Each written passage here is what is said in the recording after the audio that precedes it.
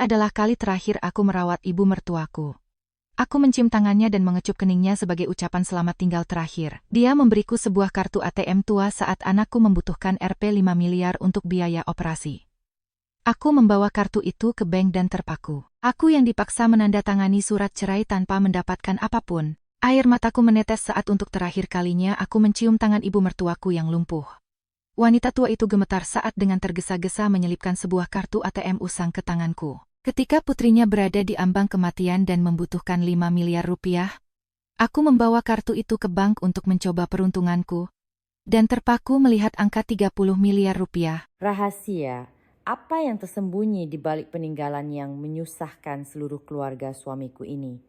Malam itu, suasana di rumah 3 lantai di tengah kota itu begitu berat hingga membuat orang sulit bernapas. Hawa panas musim kemarau yang menyengat seolah terperangkap di dalam 4 dinding, berputar-putar di setiap sudut. Aku duduk diam di sofa abu-abu. Kedua tanganku saling bertaut di pangkuan. Kuku-kuku menancap ke kulit, berusaha mempertahankan sisa kewarasanku yang terakhir. Di atas meja yang retak di hadapanku, tergeletak surat perjanjian perceraian berwarna putih bersih. Benda itu terbaring di sana seperti vonis mati bagi 5 tahun pernikahanku yang pahit. Di seberangku, Bima duduk dengan kaki disilangkan. Dia menyalakan sebatang rokok, mengisapnya dalam-dalam, lalu mengembuskan asap tebal ke langit-langit. Wajah pria yang pernah kusebut suami, yang pernah menemaniku di setiap suka dan duka, kini kaku, dingin, dan asing menakutkan. Di sebelahnya, duduk di kursi paling empuk di ruang tamu, adalah Rini. Dia mengenakan gaun hamil tipis, tangannya tak henti-hentinya mengelus perutnya yang mulai membuncit. Matanya penuh dengan ejekan dan kemenangan. Dia adalah selingkuhan Bima, orang ketiga yang menghancurkan keluarga ini. Dan sekarang, tanpa malu-malu dia membawa perutnya ke rumah ini untuk menuntut tempatnya. Bima mematikan rokoknya di asbak dan menunjuk ke kertas di atas meja. Suara dinginnya memecah kesunyian. Dia mendesakku untuk segera menandatanganinya agar kami bisa saling membebaskan. Dia berkata tidak ada gunanya bertahan jika perasaan sudah tidak ada lagi. Dia bilang Rini sedang mengandung seorang putra yang akan melanjutkan garis keturunan mereka, dan dia tidak bisa membiarkannya menderita hidup dalam persembunyian. Setiap katanya bagaikan pisau tak kasat mata yang mengiris hatiku. 5 tahun masa mudaku telah kuhabiskan di rumah ini. Setiap hari aku bekerja keras demi makan dan tidur keluarga suamiku. Pada akhirnya, yang kudapat hanyalah ketidakadilan yang luar biasa. Aku melirik kertas perceraian di bagian pembagian harta. Bima sudah menulis tidak ada harta gonogini. Kedua belah pihak sepakat untuk tidak meminta keputusan pengadilan untuk anak. Dia dengan jelas menulis bahwa putri mereka, Lina, akan diserahkan kepada ibu untuk diasuh secara langsung, dan ayah tidak memiliki kewajiban untuk memberikan tunjangan apapun. Sebuah kontrak pemiskinan yang sempurna, yang dengan kejam dia sodorkan untukku dan putriku. Aku menelan ludah pahit dan dengan tenang bertanya padanya. Aku bertanya apakah rumah yang kami tinggali, perabotan mahal yang kuangsur dengan susah payah, dan seluruh masa mudaku akan menjadi sia-sia. Aku bertanya apakah dia masih memiliki nurani sebagai seorang ayah untuk menghindari tanggung jawab membesarkan anaknya sendiri. Bima menyeringai. Tanpa malu dia menjawab bahwa tanah ini adalah warisan dari leluhurnya, sertifikatnya atas nama ibunya, jadi aku tidak punya hak untuk meminta bagian. Mengenai pakaianku dan beberapa barang kecil lainnya, dia mengizinkanku membawanya semua. Mengenai anak, dia dengan dingin berkata, karena kamu yang melahirkannya, kamu yang membesarkannya. Keluarga kami hanya butuh pewaris laki-laki, bukan anak perempuan yang tidak berguna. Mendengar kata-kata penuh kejahatan itu, aku tidak ingin menangis lagi. Rasa sakit itu telah membeku, berubah menjadi penghinaan yang mendalam. Saat itu, Rini menyela dengan suara melengking. Dia mengelus perutnya, berpura-pura menasihatiku untuk bijaksana dan segera pergi. Dia berkata seorang wanita yang tidak bisa memberikan pewaris laki-laki untuk suaminya harus menerima nasibnya dan tidak berusaha bertahan untuk menyusahkan semua orang. Dia bahkan tanpa malu menyuruhku untuk membereskan barang-barangku dengan rapi dan tidak meninggalkan nasib buruk yang bisa memengaruhi putra emasnya di dalam kandungan. Amarah naik ke kepalaku. Aku menatap lurus ke arah selingkuhan tak tahu malu itu. Setiap kata kuucapkan dengan penekanan. Aku berkata padanya, seorang pengkhianat yang membuang istri dan anaknya saat sedang dalam kesulitan, bagaimana dia memperlakukanku sekarang, begitulah yang akan kau terima di masa depan. Hukum karma tidak pernah salah, dan Tuhan tidak tidur. Mendengar itu, Bima langsung berdiri, menunjuk jarinya ke arahku dan berteriak. Dia melarangku mengutuk putranya dan memaksaku untuk segera menandatangani jika aku tidak ingin diusir secara paksa. Aku menarik napas dalam-dalam, menenangkan diriku. Pernikahan busuk seperti ini hanya akan menghancurkan hidupku dan masa depan putriku. Aku mengambil pulpen di sebelah kertas. Gagang pulpen itu terasa dingin. Dengan segenap kekuatan dan kebencian, aku membubuhkan tanda tanganku di atas kertas putih itu. Setelah menandatangani, aku melemparkan pulpen itu ke meja dan dengan kepala tegak menatap pasangan yang gembira atas kemenangan mereka. Hidupku, mulai saat ini, secara resmi akan memulai babak baru. Meskipun banyak cobaan di masa depan, aku akan hidup dengan kepala tegak dan tidak akan pernah lagi merendahkan diri. Begitu aku meletakkan pulpen, Dewi, kakak perempuan suamiku, masuk. Dia makan kuaci sambil berjalan dan dengan acuh tak acuh meludahkan kulitnya di lantai keramik yang telah kupel susah payah semalam. Riasan tebal di wajahnya menunjukkan kepuasan yang luar biasa. Dewi duduk di sebelah Bima, menatapku dari atas ke bawah dengan tatapan tajam. Dia mencibir dan berbicara dengan nada melengking penuh penghinaan. Dewi berkata dengan lantang di rumah bahwa akhirnya hari ini datang juga, saat benalu yang tidak berguna ini disingkirkan. Dia menghinaku dengan kata-kata paling pahit. Dia bilang aku berpendidikan, tapi menjadi menantu, aku hanya tahu menunggu dan berharap, menghabiskan uang adiknya. Dia menunjuk jarinya ke arahku, menghinaku sebagai wanita mandul yang susah payah baru bisa melahirkan seorang putri lemah. Lalu dia menggelengkan kepala dan memberikan komentar pahit bahwa anak perempuan itu seperti burung liar yang akan terbang jauh, hanya menghabiskan biaya makan dan beras, karena pada akhirnya mereka akan menjadi menantu di keluarga lain, membawa nama keluarga lain, dan tidak bisa berbuat apa-apa untuk altar leluhur keluarganya. Aku menggigit bibirku hingga berdarah untuk menahan diri agar tidak menampar wajah tak tahu malu itu. Kesabaranku selama 5 tahun terakhir telah memupuk ketidaksopanan dan kurang ajarnya orang-orang ini. Aku berdiri tegak, menatap lurus ke arah Dewi dan menjawab dengan tegas. Aku mengingatkannya siapa yang selama bertahun-tahun bangun jam 5 pagi untuk menyiapkan makan dan minum untuk seluruh rumah ini. Siapa yang melayani ibunya yang terbaring di tempat tidur selama bertahun-tahun, sementara dia, anak perempuan kandungnya, hanya berkunjung sebulan sekali dan mencari alasan untuk segera pergi karena takut kotor. Aku juga mengingatkannya untuk bercermin. Dia juga seorang wanita, seorang anak perempuan, dan mengucapkan kata-kata yang merendahkan wanita. Apakah dia tidak takut karma? Dewi membanting sisa kuaci di meja, berdiri dan hendak menyerangku. Bima buru-buru menahannya, membujuknya dengan beberapa kata, lalu menatapku dengan tatapan jahat. Dia menyuruhku untuk tidak berbicara tidak sopan kepada yang lebih tua karena aku akan segera meninggalkan rumah ini. Aku harus menjaga ucapanku agar mendapatkan karma baik untuk putriku. Pada titik ini, aku tidak bisa lagi menahan satu isu krusial lainnya. Aku menatap lurus ke arah Bima, dan dengan tegas memintanya mengembalikan uang investasiku sebesar 300 juta rupiah. Uang itu adalah hasil jerih payah orang tuaku di kampung. Mereka menjual kebun kecil dan menguras tabungan mereka untuk menjadi modal usahaku saat menikah. 2 tahun lalu, Bima dengan manis membujukku untuk meminjamkan uang itu untuk bermitra dalam sebuah bengkel mebel dengan temannya. Dulu, dia berjanji kami akan untung dan aku serta putriku akan hidup bahagia. Sekarang, kami bercerai. Tidak apa-apa jika aku pergi tanpa membawa apa-apa, tetapi uang hasil jerih payah orang tuaku harus dia kembalikan setiap sennya. Mendengar tentang uang, ekspresi Bima langsung berubah. Dia menyeringai dingin, mengangkat bahu seolah tidak bersalah. Tanpa ampun dia berkata bahwa bengkel mebel itu sudah lama bangkrut dan semua uangnya hilang. Lalu dia tanpa malu menyalahkanku, mengatakan sejak dia membawaku ke rumah ini, usahanya selalu sial. Semua yang dia lakukan serba salah. Alasannya adalah aku membawa sial dan bertentangan dengan takdirnya. Tanpa malu dia menyatakan bahwa 300 juta rupiah itu harus dianggap sebagai kompensasi atas kerugian emosional dan materialnya selama 5 tahun kebersamaan mereka, sebagai kompensasi atas kesediaannya memiliki istri yang tidak bisa memberinya anak laki-laki. Dia mengakhiri pernyataannya dengan nasihat kejam, jangan pernah bermimpi mendapatkan 1 sen pun dari rumah ini. Ketidakberdayaan manusia ada batasnya, tetapi batas Bima dan keluarganya sepertinya tidak ada. Seorang pria jahat mengambil tabungan mertuanya tanpa sedikit pun penyesalan di hati nuraninya. Rini yang duduk di sebelahnya, mengelus rambut Bima, menambahkan beberapa komentar sinis. Dia menyarankan Bima untuk menelepon satpam komplek untuk mengusirku. Dewi tertawa dan berkata kepada adiknya bahwa aku, Santi, saat menikah hanya membawa beberapa rupiah, tetapi sekarang terus-menerus menagihnya seolah menagih utang darah. Aku menarik napas dalam-dalam, merasakan hawa dingin merayap di tulang punggungku. Berdebat dengan sekawanan serigala lapar hanya akan menurunkan martabatku. Ketidakpedulian dan ketidakadilan, pengkhianatan terang-terangan Bima benar-benar telah menghapus sisa cinta terakhir yang kurasakan. Seorang pencuri tak tahu malu yang menyamar sebagai suami, seorang ipar yang jahat, dan seorang selingkuhan yang tak punya harga diri. Tanah ini, rumah ini, telah tercemar oleh jiwa-jiwa busuk. Aku berbalik, tidak lagi mau repot-repot mengucapkan sepatah kata pun. Aku harus menjaga sisa tenagaku untuk berkemas, membawa putriku keluar dari lumpur hitam ini, dan memulai hidup baru. Aku meninggalkan tawa dan cemuhan 3 orang tak berperasaan di ruang tamu di belakangku.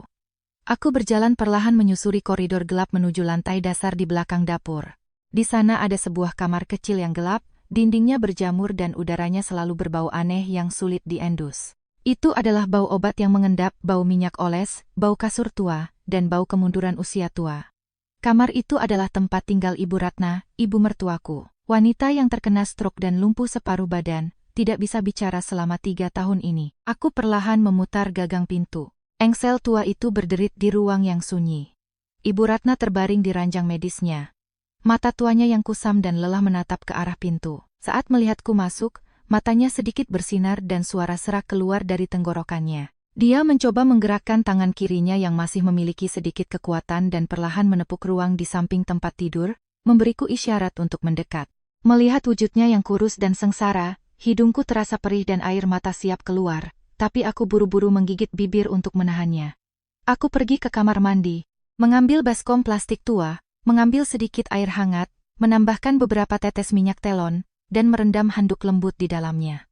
Aku memeras handuk itu dan membawa baskom air ke samping tempat tidurnya. Selama 3 tahun, dari membersihkan kotorannya, mengganti popok, menyeka badan, mencuci pakaian, hingga menyuapinya setiap sendok bubur, semua aku yang urus. Bima, anak sulungnya, selalu beralasan sibuk dengan bisnis sehingga jarang masuk ke kamar ibunya lebih dari 5 menit. Dewi, anak perempuan kandungnya, bahkan lebih buruk, setiap kali dia mampir.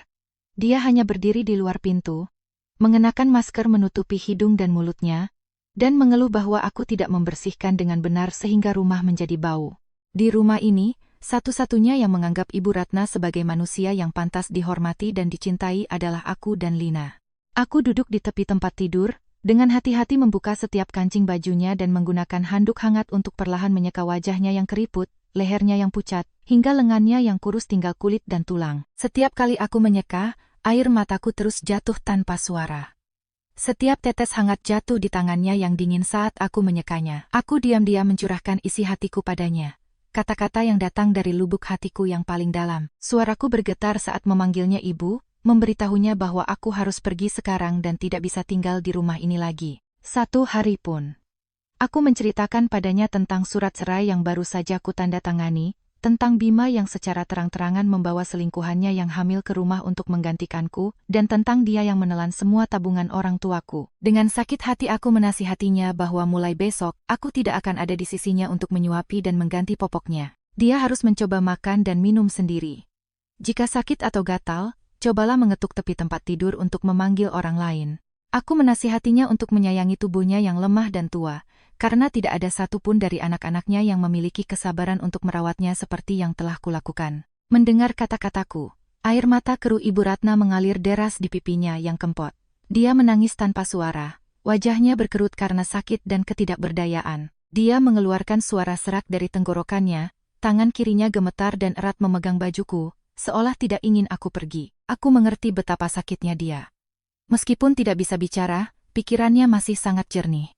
Dia tahu semua ketidakadilan dan penderitaan yang telah kutanggung selama tahun-tahun awalku sebagai menantu. Saat dia masih kuat, dialah yang selalu membelaku setiap kali Bima menindasku atau Dewi mempersulitku. Hubungan kami sebagai mertua dan menantu telah melampaui ikatan darah, menjadi pemahaman dan belas kasihan antara dua wanita yang sama-sama pernah mengalami menjadi menantu. Setelah menyekanya, aku dengan hati-hati mengenakan kembali baju bersih padanya dan merapikan rambut putihnya. Aku menyelimutinya dengan selimut tipis hingga dadanya, dan kemudian mundur selangkah. Aku berlutut di lantai keramik yang dingin dengan segenap rasa hormat dan terima kasihku yang terdalam. Aku mengambil tangannya dan melakukan sungkem dengan berlinang air mata. Sambil memegang tangannya yang gemetar, pertama, aku berterima kasih atas perawatan dan bimbingannya sejak hari-hari pertamaku masuk ke keluarga mereka. Kedua, Aku berterima kasih atas saat-saat dia melindungi aku dan putriku dari cobaan keluarga.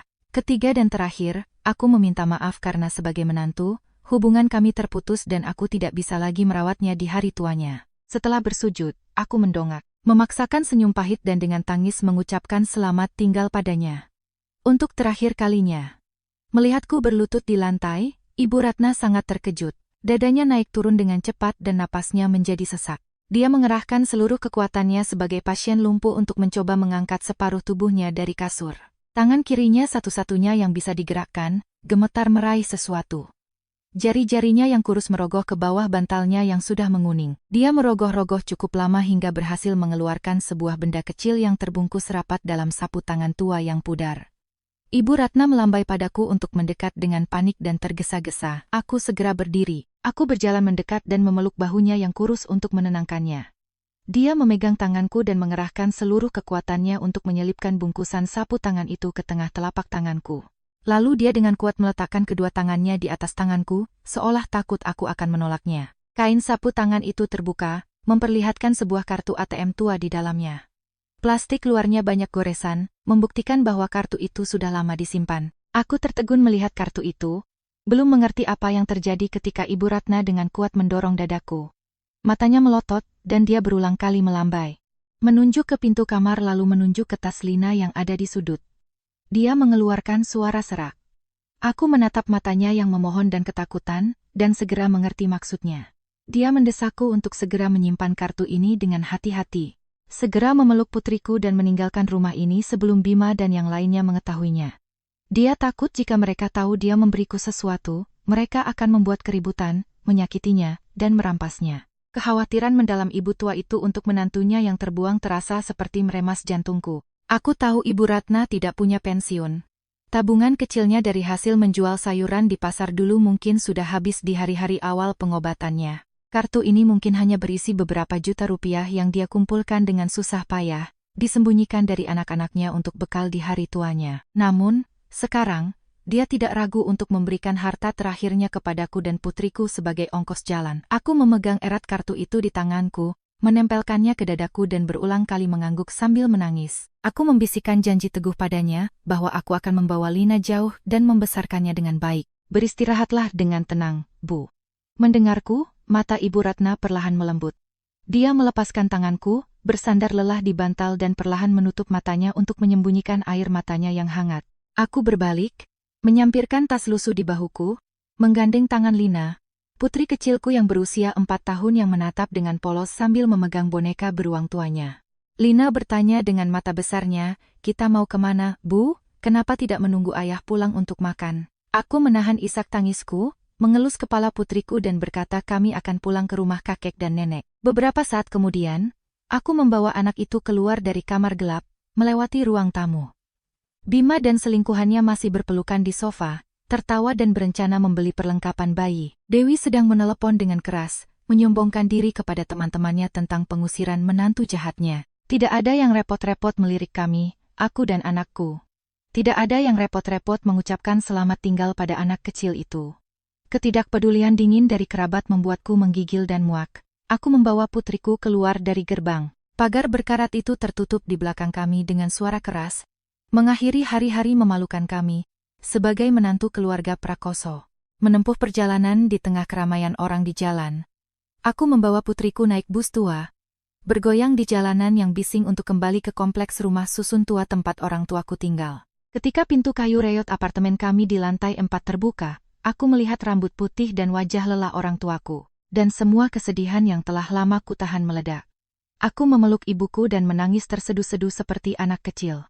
Ibuku mengelus bahuku yang gemetar, ikut menangis dan berkata, "Pulanglah, nak, biar kita makan garam pun, asalkan bersama. Kita akan saling membantu dan tidak takut pada siapapun." Pelukan hangat keluargaku menyelamatkan sisa harapanku pada kemanusiaan dalam kehidupan yang kejam ini. Setelah meninggalkan rumah neraka itu, hidupku, putriku, ibuku, dan ayahku menjadi sulit tetapi sangat damai. Kompleks apartemen tua tempat orang tuaku tinggal dibangun beberapa dekade yang lalu. Dindingnya mengelupas dan lumut hijau menyelimuti koridor.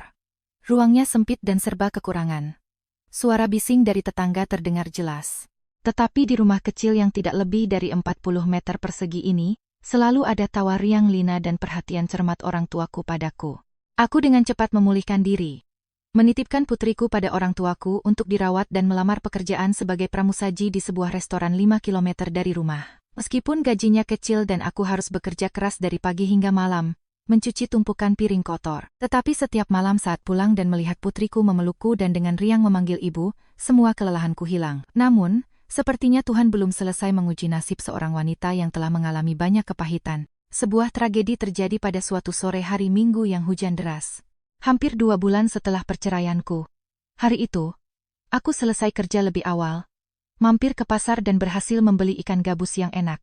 Aku berencana memasak sup ikan yang lezat untuk seluruh keluarga. Begitu aku memarkir sepedaku di halaman kompleks apartemen, aku sudah mendengar tangisan panik ibuku dari balkon lantai 4. Ibuku memanggilku dengan sangat terkejut, mengabarkan bahwa Lina tiba-tiba pingsan dan tidak sadarkan diri saat bermain di tempat tidur. Tubuhnya dingin dan berkeringat banyak. Telingaku berdengung, tangan dan kakiku gemetar, dan kantong belanjaan jatuh ke genangan air hujan. Aku berlari cepat menaiki tangga yang gelap dan lembab. Begitu masuk ke rumah, pemandangan di hadapanku seolah menusuk jantungku.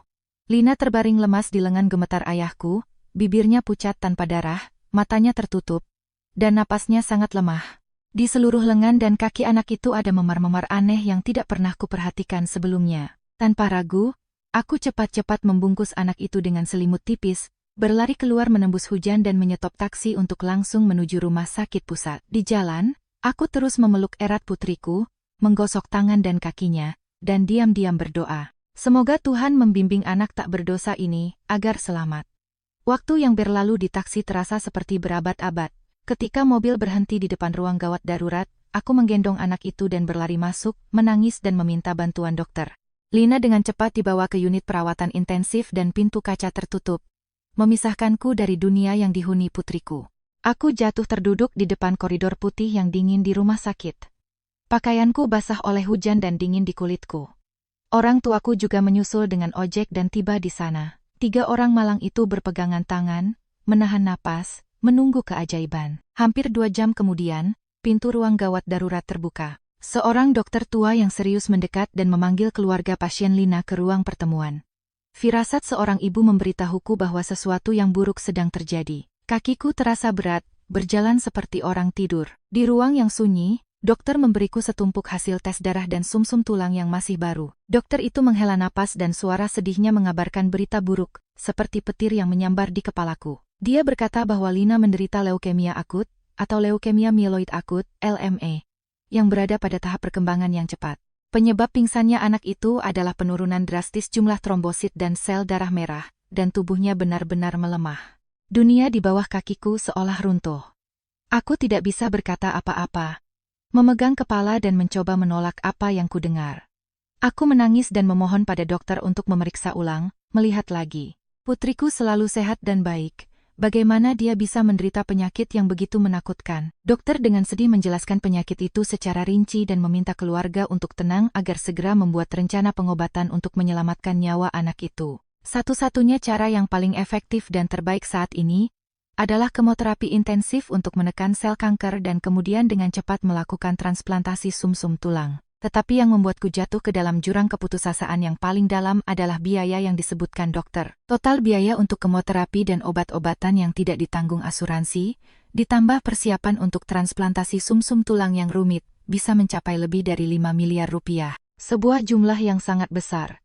Sebuah kekayaan di luar imajinasi bagi seorang ibu tunggal yang mencuci piring untuk disewa, menanggung 2 orang tua lanjut usia, dan tubuh yang tidak memiliki apa-apa setelah meninggalkan rumah suaminya. Aku jatuh tersungkur di meja dokter, menangis pilu dari lubuk hatiku. Ya Tuhan, mengapa begitu banyak kepahitan dan kekejaman menimpa nasib kecil wanita ini, dan lebih kejam lagi pada kehidupan lemah putri kecilku yang malang? Di mana aku bisa mendapatkan 5 miliar untuk membeli nyawa putriku sekarang? Pintu ruang spesialis tertutup di belakangku dengan suara kering, tetapi gemanya bergema di benakku seperti gemuruh guntur di tengah langit yang cerah. Aku berjalan menyusuri koridor rumah sakit yang panjang dan dingin.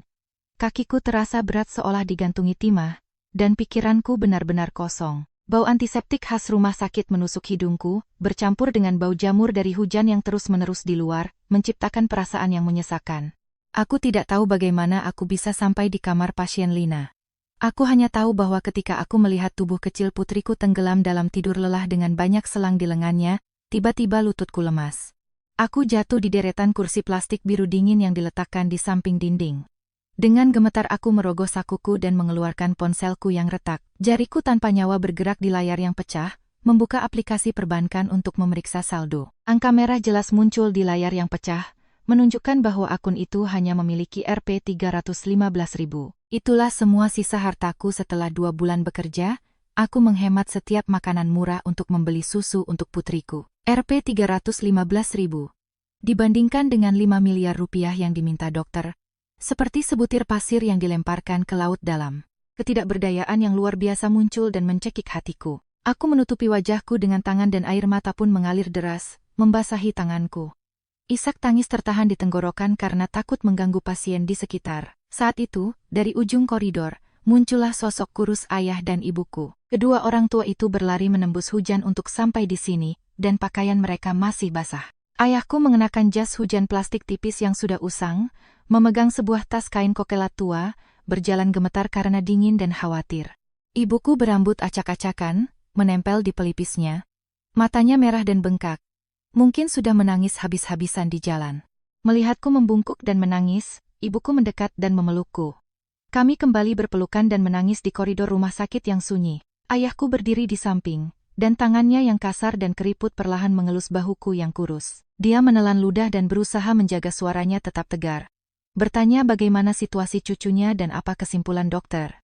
Aku mendongak menatap orang tuaku dengan mata sayu dan dengan tangis menceritakan setiap kata dokter. Penyakit leukemia sudah stadium lanjut dan membutuhkan kemoterapi darurat serta transplantasi sumsum tulang untuk memiliki kesempatan hidup. Tetapi biaya rumah sakit akan mencapai 5 miliar rupiah. Mendengar jumlah yang sangat besar itu, kaki ibuku gemetar. Dia harus berpegangan pada lenganku agar tidak jatuh. Ayahku juga terpaku. Wajahnya yang keras dan hitam karena matahari dan angin tiba-tiba memucat, dan kerutan di dahinya menyatu menjadi garis-garis dalam.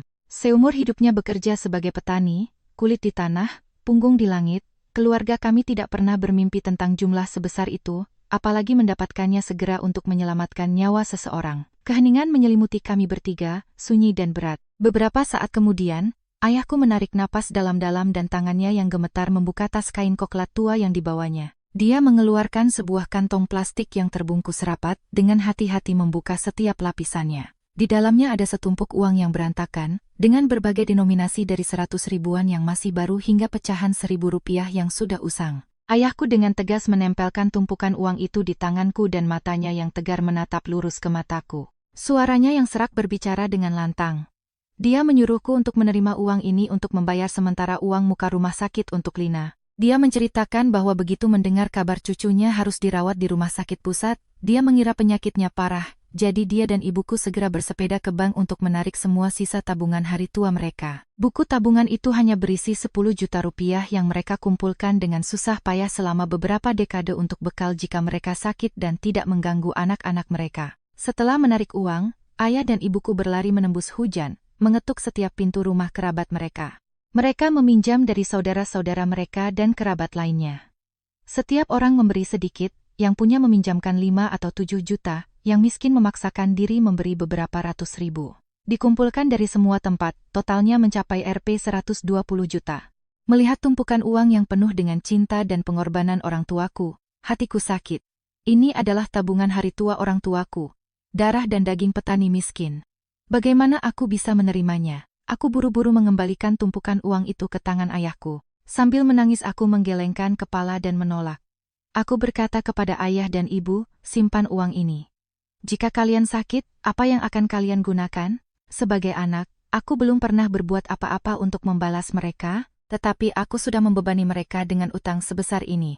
Aku tidak pantas menjadi manusia, tetapi ibuku segera mendorong tanganku, membentakku sambil menangis. Dia berkata uang adalah benda mati, hidup dan mati yang penting. Nyawa cucunya adalah yang paling berharga. Dia bahkan dengan tegas mengatakan jika uang ini tidak cukup, besok dia akan menelepon calo tanah untuk menjual apartemen tua itu. Tidak apa-apa 3 generasi hidup di bawah jembatan asalkan Lina selamat. Kata-kata sederhana namun penuh cinta tak terbatas dari ayah dan ibuku membuat semua kekuatan dan kepura-puraanku runtuh. Aku berlutut di lantai yang dingin, memeluk kaki kurus orang tuaku dan menangis pilu. Aku menerima tumpukan uang berat yang penuh kebaikan itu dan diam-diam bersumpah kepada Tuhan bahwa aku akan melakukan segalanya untuk mengembalikan kehidupan putriku agar tidak mempermalukan pengorbanan besar orang tuaku. Sisa 4,8 miliar rupiah untuk biaya rumah sakit masih menjadi masalah yang belum terpecahkan. Tetapi dengan bantuan keluargaku, aku berjanji pada diriku sendiri untuk tidak menyerah. Aku akan melakukan segalanya, mengetuk setiap pintu, memberikan nyawaku untuk menyelamatkan putriku. Malam itu, aku tidak tidur di samping tempat tidur putriku. Suara teratur ventilator bergema di ruang yang sunyi seperti jam, mengingatkanku bahwa nyawa Lina terancam setiap menit, setiap detik. Sambil memegang kwitansi uang muka rumah sakit, aku melihat repus 100 juta yang baru saja kubayar dan hatiku terasa terbakar. Uang pinjaman dari ayah dan ibuku hanya cukup untuk membayar beberapa hari pertama kemoterapi. Obat khusus yang mahal yang tidak ditanggung asuransi akan dengan cepat menghabiskan sisa uang. Jumlah besar untuk transplantasi sumsum tulang yang akan datang masih menggantung di kepalaku seperti vonis mati yang menunggu eksekusi. Aku perlahan keluar dari kamar pasien. Berjalan menuju ujung koridor di mana ada tangga darurat yang gelap dan terpencil. Angin malam dari jendela tanpa kaca berhembus dingin. Aku menyilangkan tangan di dada, berusaha menjaga tubuhku yang lelah tetap hangat. Hatiku terbelah antara martabat seorang ibu tunggal dan nyawa putri kecilku. Aku pernah berjanji pada diriku sendiri untuk tidak pernah kembali meminta bantuan dari keluarga mantan suamiku. Tetapi pada saat ini, ketika putriku berada di ambang hidup dan mati, semua harga diri menjadi tidak berguna. Lina memiliki darah prakoso, dan sejahat apapun Bima, dia tetap ayah kandung anak itu. Tanggung jawab sebagai ayah tidak bisa dihapus hanya dengan selembar surat cerai. Memikirkan itu, aku mengertakkan gigi, memutuskan untuk membuang semua harga diri. Aku mengambil ponselku dan menelepon Bima. Setiap dering panjang telepon mempercepat detak jantungku di malam yang sunyi. Pada panggilan ketiga, seseorang menjawab di seberang sana. Tetapi alih-alih suara Bima, yang kudengar adalah musik yang keras, suara gelas yang beradu, dan tawar riang orang-orang yang berpesta hingga dini hari. Kemudian, suara wanita yang melengking dan mabuk berbicara. Itu Rini, selingkuhan yang kini secara resmi menggantikan posisi istri sah di rumah itu. Rini dengan tidak sopan bertanya siapa yang menelepon selarut ini dengan nada sangat kesal dan marah. Aku mencoba menahan amarah yang membuncah di perutku, dan dengan sopan memintanya untuk memberikan telepon kepada Bima karena ada hal yang sangat penting menyangkut nyawa Lina. Mendengar namaku, Rini langsung tertawa melengking. Dia tidak segan-segan memberikan hinaan paling pahit, menuduhku menggunakan anak sebagai kedok untuk meminta uang. Dia berkata dengan marah, sudah diusir dari rumah tanpa membawa apa-apa, jangan tebal muka lagi menempel pada suaminya. Dia bahkan dengan kejam mengutuk Lina, mengatakan wajar jika anak kecil sakit ringan, menggunakannya untuk menakut-nakuti dan mendapatkan uang untuk mempercantik diri atau memberi makan pria lain adalah tipe wanita yang tidak punya harga diri. Darah naik ke kepalaku, aku tidak bisa lagi tenang. Aku berteriak ke telepon, memintanya untuk diam dan segera memberikan telepon kepada Bima. Saat itu, ada sedikit keributan di seberang sana. Sepertinya Bima merebut telepon dari Rini. Dia berteriak keras, bertanya mengapa aku menelepon tengah malam untuk mengganggu keluarganya. Aku menangis, berusaha menyelamatkan sisa kemanusiaan di hati pria dingin itu. Aku menangis, menjelaskan kondisi Lina, mengabarkan bahwa dia berada di ruang gawat darurat rumah sakit pusat karena penyakit leukemia yang menakutkan, biaya pengobatannya sangat mahal, dan aku berada di ambang keputusasaan. Aku merendahkan diri dan memohon padanya, demi darah dagingnya, untuk memberikan sebagian uang untuk menyelamatkan nyawa putrinya sendiri. Tetapi jawaban atas keputusasaan dan permohonanku adalah kata-kata kejam. Bima tidak mempedulikan penyakit anak itu, dia berkata dengan nada mengejek, dulu di pengadilan, kamu dengan berani menyatakan akan membesarkan anakmu sendiri tanpa membutuhkan tunjangan. Sekarang, saat kesulitan, kamu menggunakan belas kasihan untuk mendapatkan uang. Tanpa ampun dia berkata bahwa 300 juta yang kuberikan sudah lunas untuk kerugian emosionalnya, mereka tidak punya 1 sen pun untuk dibuang ke lubang tanpa dasar itu. Akhirnya, Bima mengakhiri pernyataannya dengan kejam, menasihatiku untuk memulai dan mengakhiri semuanya sendiri. Jika terjadi sesuatu pada anak itu, aku yang harus mengurus pemakamannya. Jangan harap mendapatkan 1 sen pun dari kantongku untuk membesarkan anak perempuan yang tidak berguna, katanya. Setelah berbicara, Bima langsung menutup telepon tanpa peduli. Aku tetap berdiri di sudut gelap tangga, tangan gemetar, memegang telepon yang mengeluarkan nada panjang. Aku mencoba menelepon lagi, tetapi layar langsung menampilkan pesan nomor yang Anda tuju sedang sibuk, diblokir.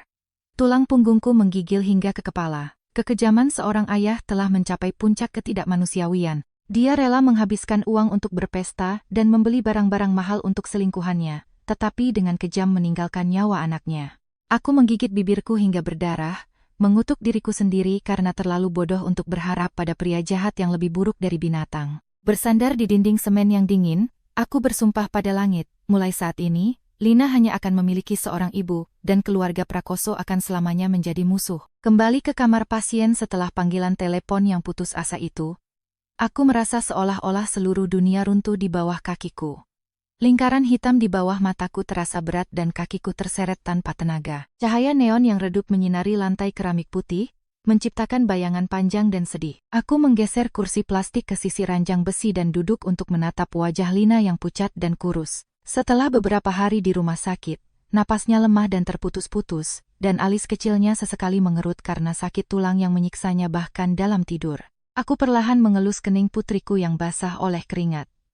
Air mata kembali mengalir, tetapi aku cepat-cepat menyekanya dengan punggung tanganku. Aku tidak boleh menyerah sekarang, aku harus menjadi penopang yang kokoh bagi putriku. Semakin malam, udara di rumah sakit semakin dingin. Aku membungkuk dan mengambil tas lusuh yang ada di bawah tempat tidur dan meletakkannya di pangkuanku. Berniat mencari jaket tipis untuk menyelimuti putriku. Saat aku mencari di saku terkecil tas, aku tidak sengaja menyentuh benda persegi dan keras yang terbungkus rapi dalam kain lembut. Aku mengambil benda itu di bawah cahaya redup lampu samping tempat tidur. Menyadari bahwa itu adalah sapu tangan tua yang pudar. Setiap lipatan sapu tangan itu segera mengembalikan ingatanku pada hari aku meninggalkan rumah neraka itu. Itu adalah satu-satunya kenang-kenangan yang diberikan oleh ibu mertuaku, Ibu Ratna. Dengan sisa kekuatannya sebelum kami berpisah. Aku dengan hati-hati membuka setiap lapisan sapu tangan, memperlihatkan kartu ATM yang sudah dikenal dengan goresan dan plastik yang mengelupas di tepinya. Memegang kartu itu di tanganku, hatiku dipenuhi kesedihan yang tak terlukiskan. Gambaran Ibu Ratna yang lumpuh separuh badan, menangis tanpa suara, matanya yang melotot melambai, mendesakku untuk memeluk putriku dan melarikan diri dari anak-anaknya yang kejam, kembali muncul dengan jelas. Selama 2 bulan, cobaan uang dan penyakit putriku telah mengalihkan pikiranku dari keberadaan kartu ini. Aku selalu berpikir bahwa seorang wanita tua, cacat, dan terlantar seperti Ibu Ratna tidak akan memiliki harta yang besar. Kartu ini mungkin hanya berisi beberapa juta rupiah yang dia kumpulkan dengan susah payah, disembunyikan dari anak-anaknya sejak dia masih menjual kangkung dan sayuran di pasar, puluhan tahun yang lalu. Tetapi dalam keputusasaan yang ekstrem ini, di mana semua pintu harapan telah tertutup di hadapanku, beberapa juta rupiah bagi aku dan putriku sama berharganya dengan sebuah rakit penyelamat yang dilemparkan di tengah lautan badai. Uang itu bisa membantuku membayar biaya ranap-inap selama beberapa hari, membeli beberapa dosis obat untuk melindungi liver anak agar bisa melawan bahan kimia, atau sekadar membeli makanan enak untuk ayah dan ibuku yang lelah di rumah. Jejak harapan sekecil apapun, aku tidak akan pernah melewatkannya. Aku menempelkan kartu ATM dingin itu erat-erat ke dadaku, merasakan detak jantungku yang putus asa mencari jalan untuk bertahan hidup. Aku memejamkan mata dan diam-diam berdoa untuk kedamaian Ibu Ratna, dan memintanya untuk membimbing aku dan putriku melewati cobaan mengerikan ini. Kebaikan dan cinta sejatinya kepada cucunya, aku katakan pada diriku sendiri, besok pagi begitu bank buka, aku akan menitipkan Lina pada seorang perawat yang kukenal untuk diawasi sebentar, lalu berlari ke cabang bank terdekat untuk memeriksanya. Malam itu, aku tidak tidur. Sambil memegang erat kartu ATM, aku memikirkan semua cara yang mungkin, mulai dari mengalokasikan sejumlah kecil uang yang akan ditarik dengan cara paling masuk akal, hingga menulis aplikasi bantuan dari Departemen Sosial Rumah Sakit. Kemudian meminta orang lain mengambil foto dan mempostingnya secara online untuk meminta bantuan dari para dermawan. Pikiranku seperti balon yang siap meledak karena stres, tetapi kemudian aku melihat kartu yang penuh cinta dari ibu mertuaku yang lumpuh itu dan berkata pada diriku sendiri, bahwa aku harus kuat dan terus maju. Hadiah kecil namun penuh cinta manusiawi yang luas ini adalah satu-satunya cahaya yang menerangi terowongan gelap hidupku, memberikan secercah harapan akan keajaiban yang bisa membantu putriku mengalahkan sabit kematian. Saat fajar menyingsing, sinar matahari pagi yang lemah pertama kali menembus dedaunan pohon-pohon tua di halaman rumah sakit. Aku meminta bantuan seorang perawat shift malam yang sudah ku kenal untuk mengawasi Lina sebentar. Lalu dengan tergesa-gesa menyampirkan tas lusuh dan berlari keluar dari gerbang rumah sakit. Aku mengabaikan perut laparku yang berbunyi keroncongan karena belum makan apapun sejak kemarin sore. Aku berjalan membungkuk di jalan yang sibuk, mencari kabang bank yang mengeluarkan kartu itu. Setelah berjalan sekitar 20 menit di bawah terik matahari pagi, akhirnya aku melihat papan nama bank berwarna biru yang familiar, mencolok di tengah persimpangan besar. Pintu kaca otomatis terbuka dan udara dingin dari sistem pendingin udara sentral meniup wajahku, membuatku merinding. Interior cabang bank itu besar, mewah, dan bersih tanpa debu. Lantai keramik yang mengkilap memantulkan lampu gantung yang terang. Deretan sofa kulit empuk untuk pelanggan berjajar rapi, kemewahan itu sangat kontras dengan penampilanku yang menyedihkan. Saat itu, aku mengenakan piyama murah yang kusut dengan noda dari saat membawa makanan di restoran. Rambutku acak-acakan, diikat cepat dengan karet gelang longgar. Wajahku pucat tanpa riasan dan mataku memiliki lingkaran hitam yang dalam karena kurang tidur parah. Di bawah kakiku ada sandal jepit tua dengan sol tipis yang mengeluarkan suara aneh di tempat mewah itu. Aku ragu-ragu mendekati loket nomor 3 tempat seorang pegawai wanita sedang mengetik di komputer. Dia mengenakan kemeja seragam putih bersih, dasi biru, dan wajahnya dirias dengan hati-hati. Ketika melihatku mendekat, pegawai itu berhenti dan menatapku dari atas ke bawah dengan matanya yang bereyeliner hitam, dan seringai angkuh dengan cepat melintas di wajahnya. Sambutan hangat yang biasanya ada digantikan oleh penilaian yang dingin dan acuh tak acuh. Dia mengetuk-ngetukkan kuku merahnya di meja kaca dan berbicara tanpa emosi, dengan tegas memintaku untuk menunjukkan KTP dan kartu ATM-ku. Dengan gemetar aku mengambil kartu tua yang tergores dari saku bajuku, bersama dengan KTP-ku, dan meletakkannya di atas meja. Aku dengan ragu-ragu berkata bahwa aku ingin memeriksa saldo dan menarik semua uang di kartu ini untuk membayar biaya rumah sakit darurat putriku. Teller itu mengambil kartu itu dan memeriksanya dengan cemuh pada penampilannya yang tua, lalu memasukkannya ke pembaca kartu. Dia menunjuk ke keypad kecil di depanku dan memintaku memasukkan kata sandi. Tanganku melayang di udara, jari-jariku membeku. Kata sandi. Aku mati kutu saat menyadari sebuah fakta fatal. Ibu mertuaku memberiku kartu itu dalam keadaan sangat terkejut, dia tidak bisa bicara. Bagaimana dia bisa memberitahuku kata sandinya? Keringat dingin mengalir di dahiku. Aku dengan bingung menjelaskan kepada pegawai itu, bahwa kartu ini diberikan oleh ibu mertuaku. Dia lumpuh dan tidak bisa keluar, jadi aku tidak tahu kata sandinya. Dan aku berharap bank bisa memahami dan membantuku. Mendengar penjelasanku, sikap pegawai itu langsung berubah menjadi tajam dan kritis. Dia mendorong kartu itu kembali ke arahku dan dengan keras mengatakan bahwa peraturan bank sangat ketat dan tidak ada yang bisa membantu tanpa kata sandi. Dia bahkan menambahkan komentar sinis, seolah penampilanku yang kurus sama dengan pencuri yang mendapatkan kartu orang lain dan menarik uang secara diam-diam.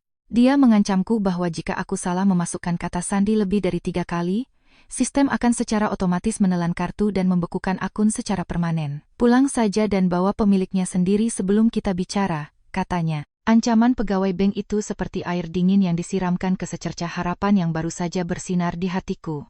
Jika kartu itu tertelan, aku akan kehilangan uang yang bisa menyelamatkan nyawa putriku. Aku menarik napas dalam-dalam, memejamkan mata erat-erat, berusaha mencari di ingatanku. Semua detail yang berhubungan dengan ibu mertuaku, Ibu Ratna, adalah seorang wanita jujur dan buta huruf dari desa. Dia pasti tidak akan mengatur kata sandi yang rumit. Kata sandi biasanya adalah angka-angka yang memiliki makna paling penting dalam hidup si pemilik. Jadi itu tidak mungkin tanggal lahir Bima, karena dia sudah lama sangat kecewa dengan putranya yang merusak itu. Juga tidak mungkin tanggal lahir Dewi, putri yang tidak tahu berterima kasih yang selalu mengeluh ibunya bau. Di lubuk hati wanita cacat itu, orang yang paling dia cintai dan paling dekat dengannya di tahun-tahun terakhirnya hanyalah Lina. Cucu baik hati yang setiap hari memijat tangan dan kaki neneknya dan menyuapinya setiap sendok air sementara ayah dan bibinya mengabaikannya. Sebuah cahaya melintas di benakku. Aku membuka mata lebar-lebar dan memutuskan untuk bertaruh. Tanganku yang gemetar meraih keypad dengan segenap hati dan harapan. Aku perlahan menekan setiap tombol sesuai dengan tanggal lahir Lina. 6 digit baru saja masuk. Aku menahan napas, menunggu bunyi bip fatal dari sistem komputer, dan keringat dingin mengalir di tulang punggungku. 1 detik, 2 detik, 3 detik berlalu seperti berabad-abad. Suara yang berasal dari komputer teller itu seperti bor tak terlihat yang menggali jauh ke dalam dadaku. Aku memejamkan mata erat-erat, menyilangkan tangan dan berpegangan erat di bawah meja, berdoa kepada Tuhan dan nenekku agar angka-angka itu benar. Tiba-tiba, sebuah bunyi bip yang jernih bergema dari sistem, menandakan bahwa kata sandi berhasil dimasukkan. Aku menghela napas lega, merasa seolah-olah batu 1000 kilogram telah diangkat dari dadaku. Aku mendongak dan hal yang mengejutkan mulai terjadi di hadapanku. Teller yang tadinya berekspresi dingin dan angkuh tiba-tiba matanya membelalak seperti dua tutup botol. Dia menempelkan matanya ke layar komputer, alisnya mengerut lalu mengendur lagi, dan mulutnya ternganga, tidak bisa berkata-kata. Jari-jarinya yang dicat merah bergerak cepat di atas keyboard, terus mengklik seolah untuk mengkonfirmasi informasi yang ditampilkan sistem. Wajahnya berubah dari pucat menjadi merah, karena bingung dan kaget. Kesombongan dan penindasannya yang dulu telah hilang, digantikan oleh ketergesa-gesaan dan ketakutan yang belum pernah dia rasakan. Dia buru-buru berdiri. Dengan gemetar membungkuk dan meminta maaf padaku, mengatakan untuk menunggu sebentar. Dia harus segera melaporkan kasus ini kepada atasannya. Sebelum aku sempat bereaksi, pegawai itu berlari ke ujung koridor di mana ada pintu kaca dengan tulisan manajer cabang. Aku duduk terpaku di kursi tamu dengan kecemasan yang luar biasa di hatiku. Berapa sebenarnya jumlah uang di kartu ibu mertuaku yang membuat pegawai bank itu begitu gugup seolah melihat hantu? Mungkinkah jumlahnya terlalu kecil, tidak cukup untuk batas transaksi, atau akun itu diblokir karena beberapa kesalahan? Ratusan pertanyaan berputar di benakku, memperburuk perutku yang lapar. Kurang dari 2 menit kemudian, dari pintu kantor manajer, seorang pria parubaya yang mengenakan setelan abu-abu gelap yang elegan dengan penampilan yang sangat terhormat, bergegas keluar. Di belakangnya adalah teller tadi, dengan wajah tertunduk. Pria itu adalah Bapak Jenderal, kepala cabang bank ini. Dia berjalan panjang menuju loket nomor 3, mata tajamnya berhenti padaku. Mengabaikan penampilanku yang acak-acakan dan kotor, Bapak Jenderal tersenyum sangat hangat dan sopan. Dia membungkuk untuk menyapaku dengan cara yang paling hormat, berbicara dengan perlahan. Dia memperkenalkan dirinya sebagai manajer cabang, dan secara pribadi menawarkan agar aku pindah ke ruang tunggu VIP di dalam, untuk membahas secara rinci akun yang sangat langka ini, karena keramaian di loket di luar lobi tidak dapat menjamin kerahasiaan mutlak bagi pelanggan. Aku mengangguk linglung, berdiri dan mengikuti arahan Bapak Jenderal ke ruang mewah dengan karpet merah, AC yang senyap, sofa kulit asli, serta teh dan kue-kue mahal yang sudah disiapkan di atas meja. Ketika pintu ruang VIP tertutup, benar-benar terisolasi dari dunia luar, Bapak Jenderal mempersilakanku duduk dan secara pribadi menuangkan teh hangat untukku.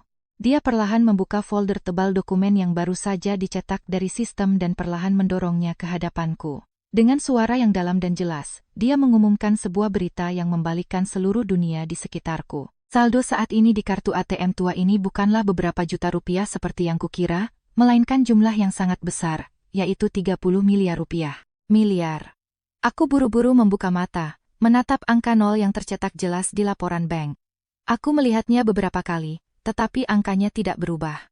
Kepalaku pusing, telingaku berdengung, dan tangan serta kakiku gemetar, benar-benar mati rasa. Melihatku sangat terkejut dan tidak bisa berkata apa-apa.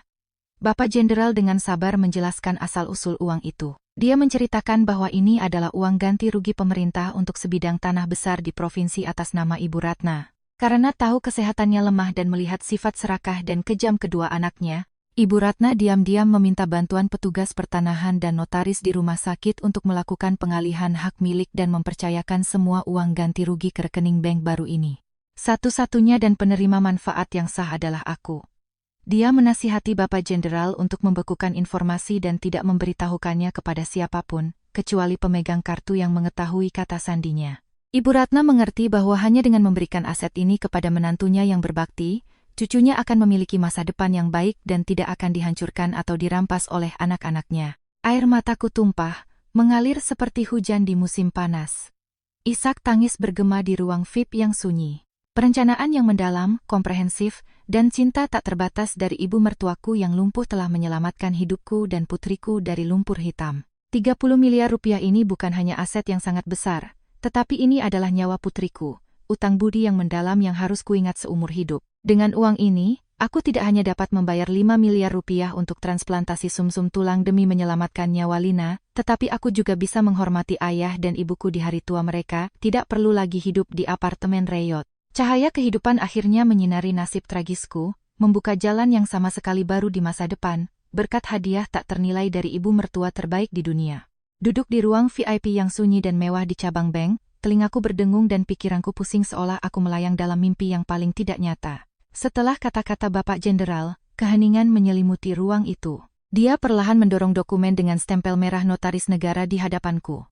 Tanganku gemetar saat menerima kertas itu, mataku kabur karena air mata hangat yang terus mengalir tak tertahankan. Di atas kertas putih dengan tinta hitam, setiap kata yang diketik jelas dan rinci. Itu adalah surat kuasa dan disposisi aset yang dibuat di samping tempat tidur Ibu Ratna. Isinya dengan jelas menyatakan bahwa Ibu Ratna, ibu mertuaku, dalam keadaan sadar sepenuhnya dan pikirannya jernih ketika meminta notaris membuat dokumen ini, secara sukarela mengalihkan semua hak kepemilikan, penggunaan, dan disposisi 30 miliar dari ganti rugi tanah leluhur di provinsi kepada menantunya, yaitu aku.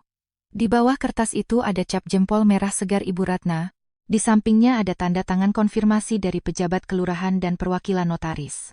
Bapak Jenderal perlahan menuangkan secangkir teh hangat lagi, dan dengan tenang menjelaskan semuanya secara rinci. Dia berkata bahwa sekitar setengah bulan yang lalu, pemerintah daerah telah menyelesaikan pembayaran ganti rugi tanah untuk proyek di provinsi mantan suamiku. Ibu Ratna, meskipun terbaring di tempat tidur dan tidak bisa bicara, pendengaran dan pikirannya masih sangat tajam.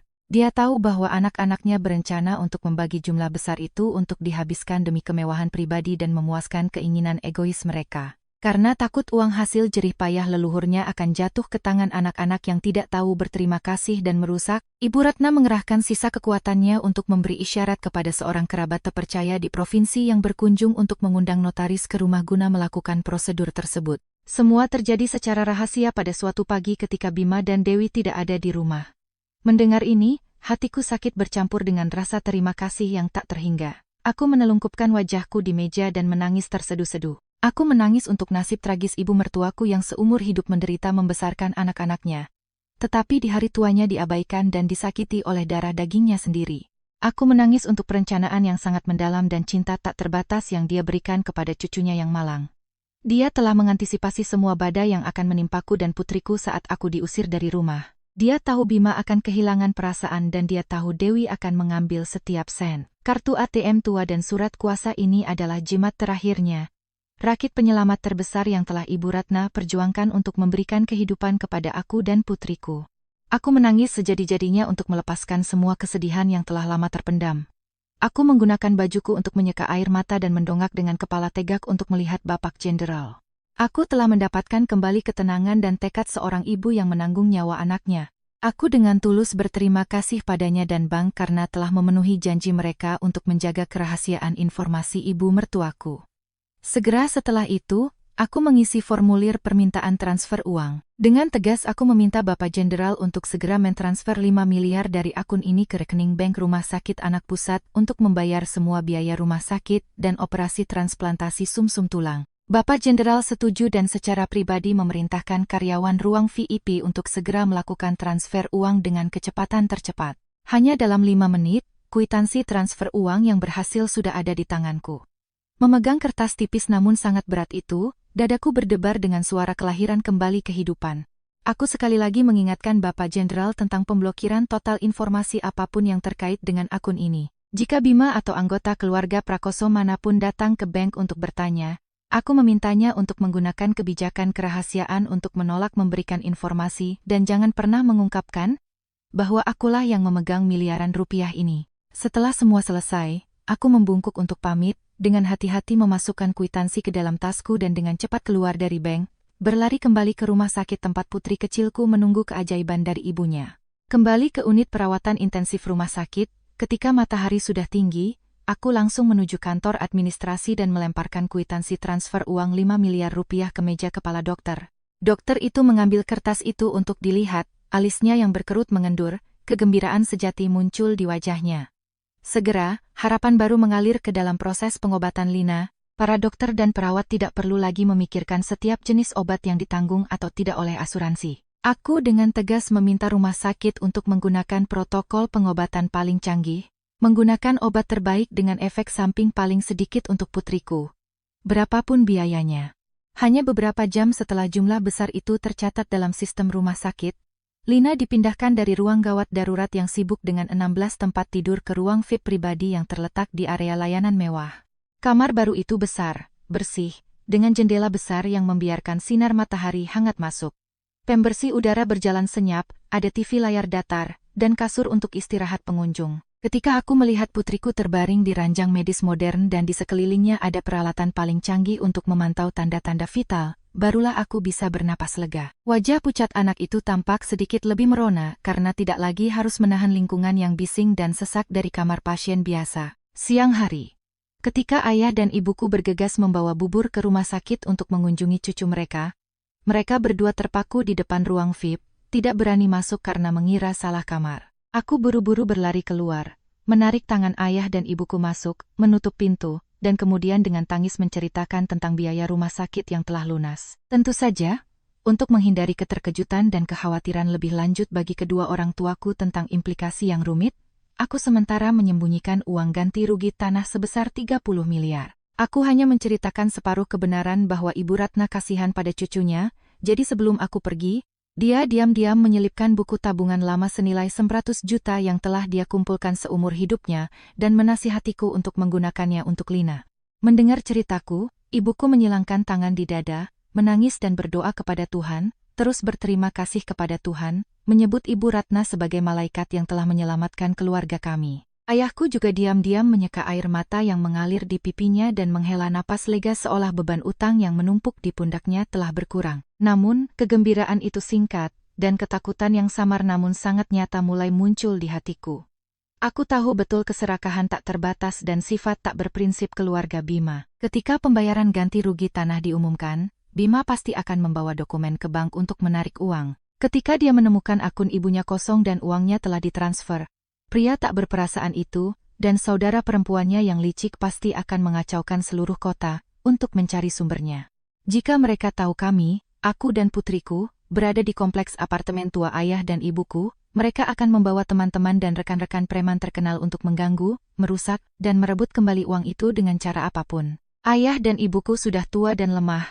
Mereka tidak bisa hidup dalam ketakutan terus-menerus akan teror preman setiap hari. Lina berada pada tahap pengobatan yang sangat sensitif, membutuhkan lingkungan yang benar-benar sunyi, aman, dan steril untuk mempersiapkan transplantasi sumsum tulang. Memikirkan ini, aku memutuskan untuk bertindak cepat dan tegas. Sore itu, aku meminta bantuan seorang agen properti yang kukenal untuk dengan cepat menemukan sebuah apartemen mewah di area perumahan terpencil dengan sistem keamanan yang ketat, di mana orang asing tanpa kartu kunci tidak dapat masuk ke lobi. Apartemen itu besar, dengan 3 kamar tidur, perabotan dasar lengkap, dan berada di lantai tinggi dengan pemandangan indah.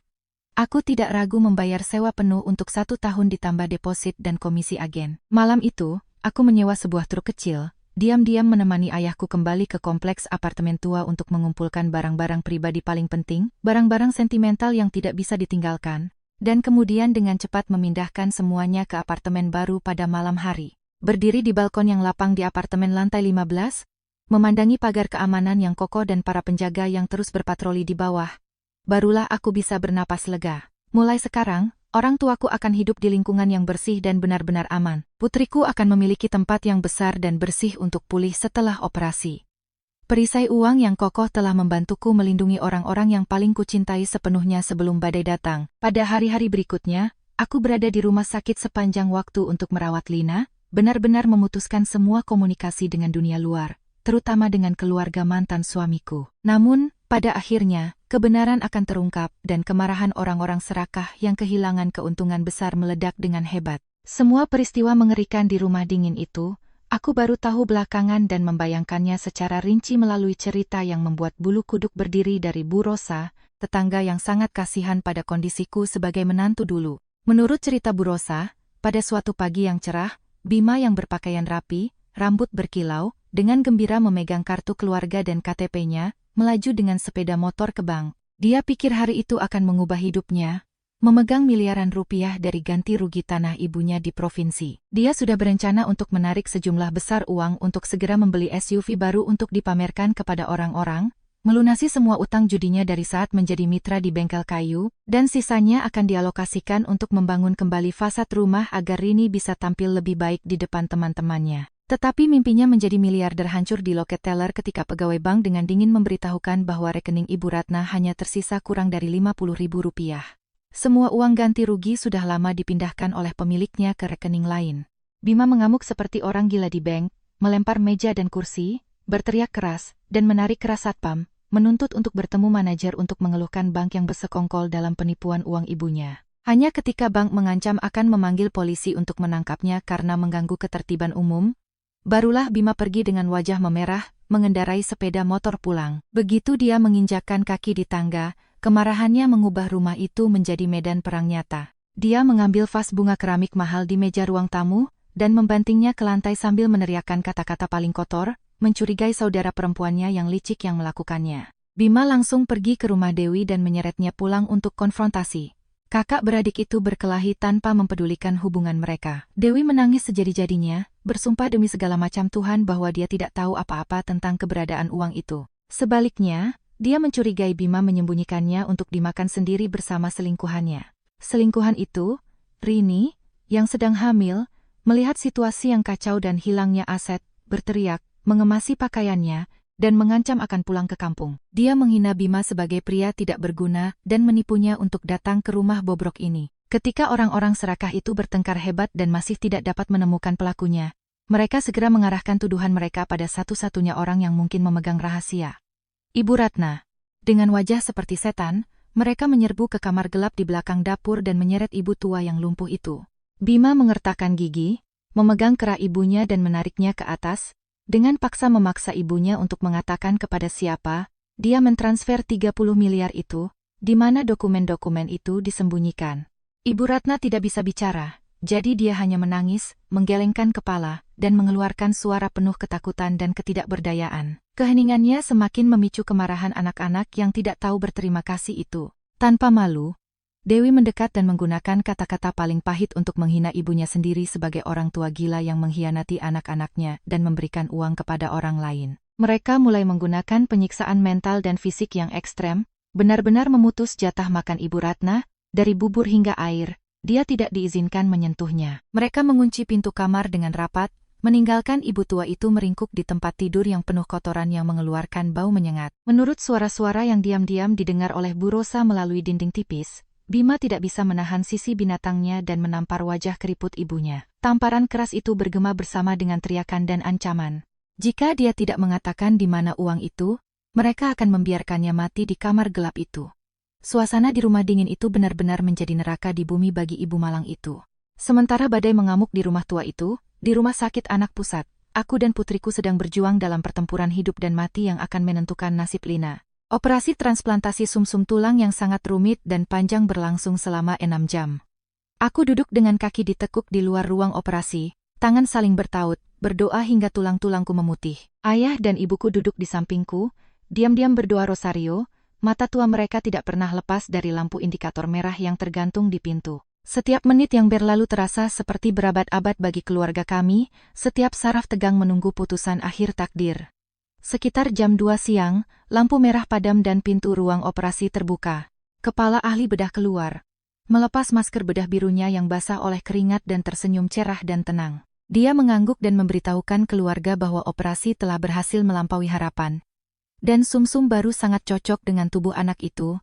Tidak ada tanda-tanda penolakan akut. Lina akan dipindahkan ke ruang isolasi yang sepenuhnya steril untuk pemantauan lebih lanjut, tetapi secara umum, anak itu telah berhasil melewati ambang kematian dan mendapatkan kembali haknya untuk melanjutkan hidup sehat. Berita dari dokter itu seperti aliran air dingin yang menyirami tanah kering dan retak di jiwaku. 3 anggota keluarga kami berpelukan, menangis keras di koridor rumah sakit, air mata kebahagiaan yang luar biasa mengalir di pipi kami. Tepat pada saat emosi meluap-luap, ponselku tiba-tiba bergetar di saku celana, menandakan ada pesan masuk. Aku menyeka air mataku, mengambil telepon untuk memeriksa. Layar menampilkan pesan dari nomor telepon tetangga lama, Bu Rosa. Isi pesannya singkat namun penuh kejutan, "Santi, selamatkan ibumu. Dia akan segera mati." Bersama pesan itu ada rekaman audio berdurasi hampir 2 menit. Intuisiku mengatakan ada sesuatu yang buruk sedang terjadi. Aku buru-buru keluar ke sudut koridor yang sepi, dengan gemetar menekan tombol putar rekaman dan menempelkan speaker telepon erat-erat ke telingaku. Suara yang masuk ke telingaku seolah membekukan darah di tubuhku. Awal rekaman adalah suara barang-barang pecah, diikuti oleh suara tajam dan kejam Dewi yang mengancam akan melepas semua selimut dan alas tidur jika Ibu Ratna tidak mengatakan yang sebenarnya.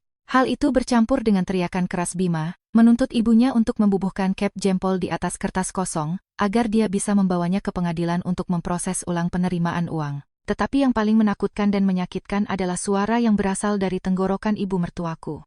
Itu adalah jeritan kesakitan yang luar biasa, isak tangis, dan napas tersengal-sengal dari seorang wanita cakat di ambang keputusasaan, isak tangis kehausan, penderitaan pahit dan bahkan suara sesuatu, seperti ikat pinggang yang dipukulkan dengan keras keranjang medis penuh dengan ancaman. Aku terpaku, hampir menjatuhkan telepon dari tanganku yang gemetar.